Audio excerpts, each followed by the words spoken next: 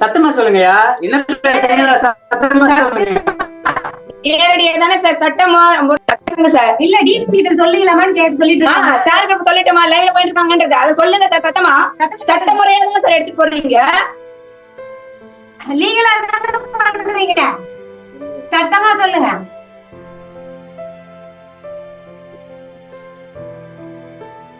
நேத்து நைட்ல இருந்து எங்களுக்கு ரெஸ்கியூ கேட்டுட்டு இருக்கோம். இது வரைக்கும் ஒரு போலீஸ் எங்களுக்கு வந்து பக்கம் நிக்கல. காலைல எங்களுக்கான ரெக்கார்டு இருக்குது. சவுத் போலீஸ் ஸ்டேஷன்ல இருந்து நான் இப்ப வரேன். 4 மணி ஆயிடுச்சுமா. உங்களுக்கு நான் வரேன், நான் வந்து பாக்குறேன் தான் சொன்னாங்க. இன்ன வரைக்கும் வரல.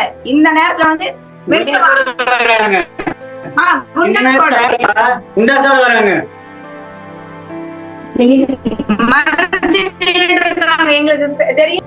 எங்களுக்கு தெரியல. மறைச்சிட்டாங்க 2 பேர். இந்த பக்கம் கலெக்டர், அந்த பக்கம் காவி.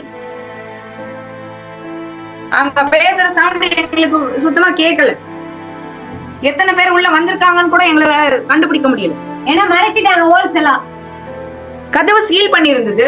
நாங்க சட்டவிரோதமா உடைச்சிட்டேன்னு சொல்லிட்டு வாங்க. இப்போ கதவு சீல் தான் பண்ணி இருந்தது. எப்படி உள்ள வந்தாங்க இவங்க?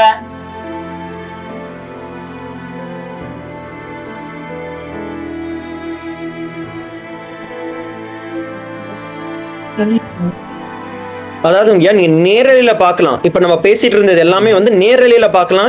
எப்படி வந்து இந்த ஹிந்து விரோத தீய சக்திகள் வந்து நேரடியா அட்டாக் பண்ணிட்டு இருக்காங்க, லைவா அட்டாக் பண்ணிட்டு இருக்காங்க.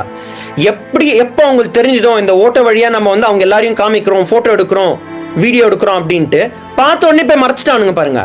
இதே தான் பண்ணிட்டு இருக்காங்க. இது வந்து மறைக்கிறது வந்து ஒரு விஷயம். ஆனா இந்த மாதிரி கரண்ட்டை கட் பண்றது, அந்த பாதையை வந்து மறைக்கிறது, அண்ட் தண்ணியில அந்த போர்ல வந்து கல்லை போட்டு மூடுறது, அண்ட் எலக்ட்ரிசிட்டி உடைக்கிறது, இது எல்லாமே வந்து சிஸ்டமேட்டிக்கா வெரி ரொம்ப டெக்னிக்கலா பண்றது.